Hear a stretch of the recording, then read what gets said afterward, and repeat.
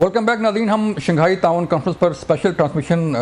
कर रहे हैं और हमारे साथ मौजूद हैं ब्रिगेडियर राशिद वली साहब, रिटायर्ड ब्रिगेडियर हैं। उनसे बात करेंगे सिक्योरिटी की सूरत हाल पर। ब्रिगेडियर साहब, अभी बात हुई और वज़ीर आज़म ने भी अपनी स्पीच में कहा कि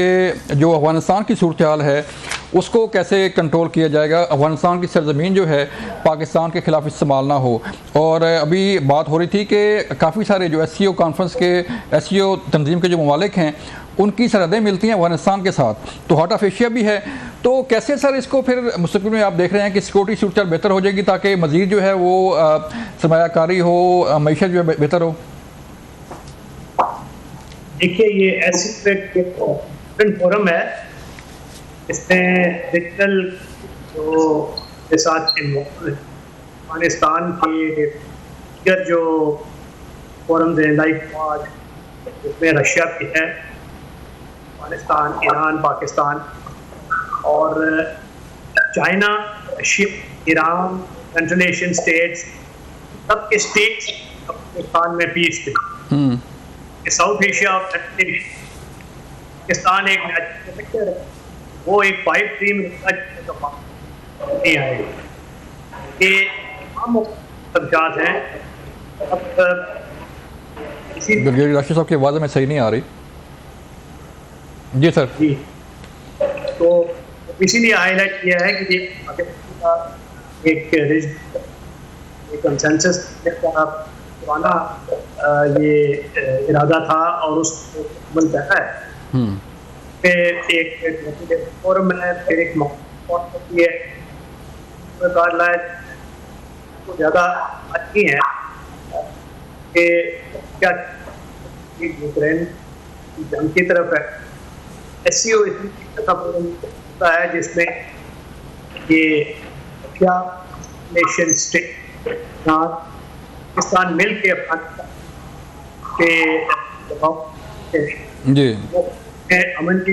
है, खास तौर पे मिलिट्री को जैसे चलें, मैं आगे बढ़ता हूँ सर। डॉक्टर जमील साहब, आप सर फरमाइएगा कि जो सूरत हाल है अफगानिस्तान की, स्पेशली चूँकि आप एम्बेसडर भी रहे हैं और जो ख़ित्ते की सूरत हाल है आपकी उस पर नज़र भी है, तो अफ़गानिस्तान की सूरत हाल, वहाँ पे इस्तेहकाम, वहाँ पे अमन और अफ़गानिस्तान का पाकिस्तान के साथ जो है वो तल्लुकात बेहतर होना, स्पेशली सिक्योरिटी के हवाले से सर कितना अहम है? ज़रा अफ़गानिस्तान के सिक्योरिटी के हवाले से जो मामलात हैं उसको दो पैराहे में देख लेते हैं, दो जावियों में। पहला जाविया तो ये है कि क्या अफगान गवर्नमेंट के पास इतनी एडमिनिस्ट्रेटिव कुव्वत है कि वो जो 20 टेररिस्ट ग्रुप वहाँ मौजूद हैं उनको कुचल सके, ख़त्म कर सके ताकि स्टेबिलिटी आ जाए। दूसरा ये कि क्या अफगानिस्तान गवर्नमेंट के पास वो ज़राए हैं कि वो माशी तौर पर अपने पैरों पर खड़ा हो जाए। तो बात दोनों का नफी में है। तो इस लिहाज से भी स्टेबिलिटी, अफगानिस्तान में जो स्टेबिलिटी लाने के लिए आज प्राइम मिनिस्टर ने जो बात की है अपने 5वें 6ठे नंबर पर, वो अफगानिस्तान के लिए कहा है कि ये हमासारों की रिक्वायरमेंट है कि वहाँ स्टेबिलिटी हो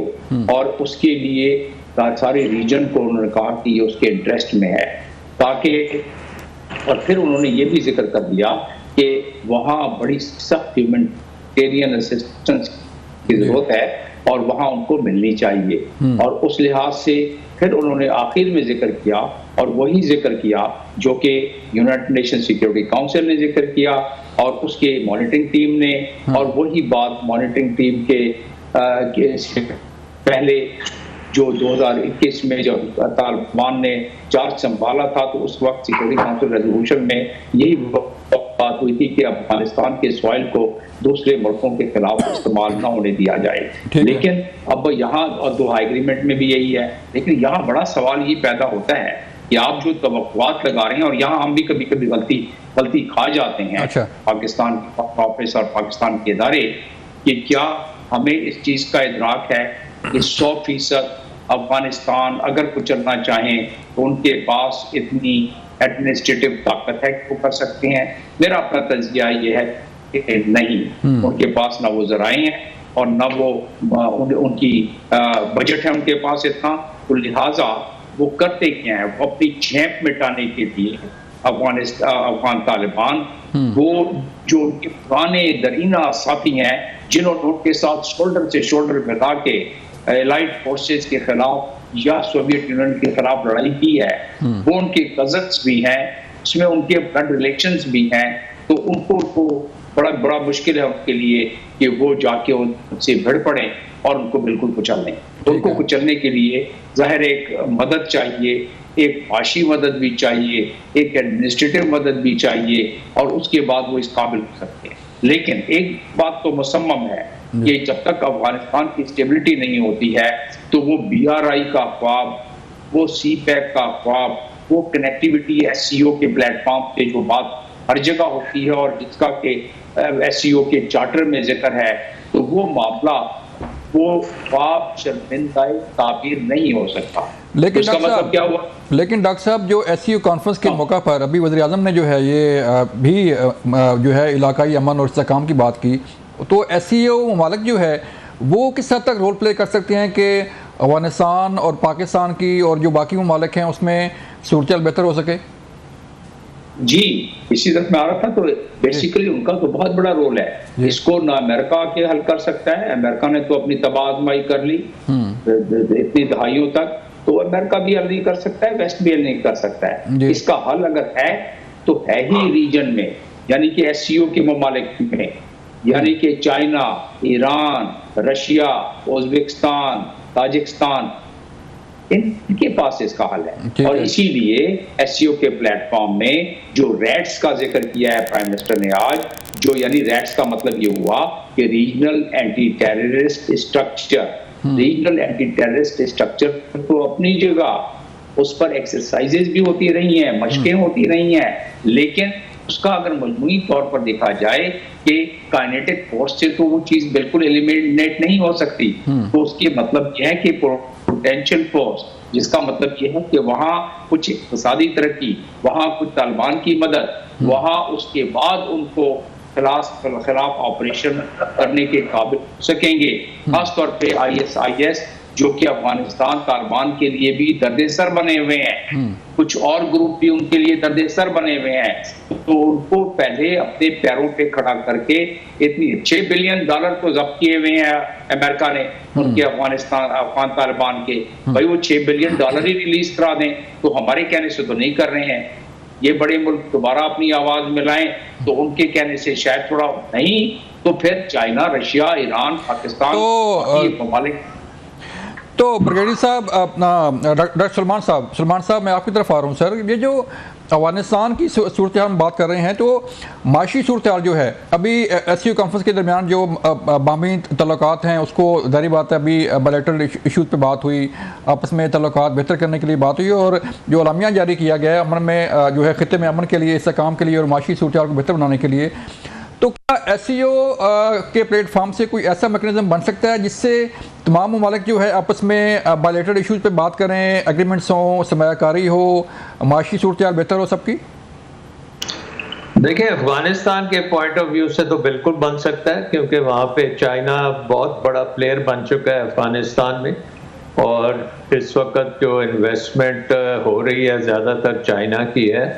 तो चाइना वहाँ पे लीड कर सकता है, और पाकिस्तान और अफगानिस्तान का आपस में जो डायलॉग है वो चाइना फैसिलिटेट कर सकता है। अनफॉर्चुनेट बात है कि हम अफगानिस्तान की 40 साल से मदद कर रहे थे, और जब वो कामयाब हो गए तो उस वक्त हमने उनके साथ झगड़ा डाल के बैठ गए हैं, तो हमारी बहुत बड़ी फेलियर है ये। तो आई थिंक कि हमें ये करना चाहिए कि अपना जो चाइना को बीच में डाल के बड़ा मेजर एफर्ट करनी चाहिए, और ब्लेम गेम से निकलना चाहिए, और ऑब्जेक्टिव बेस्ड काम करना चाहिए, ताकि उनकी भी डेवलपमेंट हो, हमारी भी डेवलपमेंट हो, और जॉइंट प्रोजेक्ट्स शुरू करने की जरूरत है। हमने अब आई थिंक अमेरिका की बहुत जंग लड़ ली है, अब हमें अपने लिए सारा पाकिस्तान फर्स्ट करना चाहिए, हर काम में पाकिस्तान फर्स्ट होना चाहिए, तो ये प्रॉब्लम हल होने शुरू हो जाएंगे। इसी तरह अगर हम एक अपने मुल्क में आप सोचें कि ये मीटिंग से पहले कभी आपने सुना था पाकिस्तान में SCO के बारे में किसी ने कोई बात भी की हो, या किसी ने कोई कमेटी बनाई हो या कोई डायलॉग हुआ हो या कोई स्ट्रेटजी बनाई हो या कोई टीवी पे डिस्कशन हुई हो, तो कुछ नहीं हुआ। मुझे तो यही लगता है कि ये कॉन्फ्रेंस के बाद भी फिर भी कुछ नहीं होगा, क्योंकि हमारे पास कोई स्ट्रेटजी नहीं है। हम डिक्टेट होते हैं डिफरेंट जगहों से कि क्या करना है, तो हमें अपने पॉइंट ऑफ व्यू से स्ट्रेटजी बनाने की बिल्कुल डॉक्टर सुमान साहब, प्लान जो है वो बाकायदा होना चाहिए, स्ट्रेटजी होनी चाहिए। मुझे यहाँ ब्रेक लिए कहा जा रहा है, मिलते हैं ब्रेक के बाद, बात करेंगे फिर कि हमें पाकिस्तान को क्या प्लानिंग करनी चाहिए कि खित्ते में सूरत हाल बेहतर हो, पाकिस्तान की माशी सूरत हाल बेहतर हो। ब्रेक के बाद।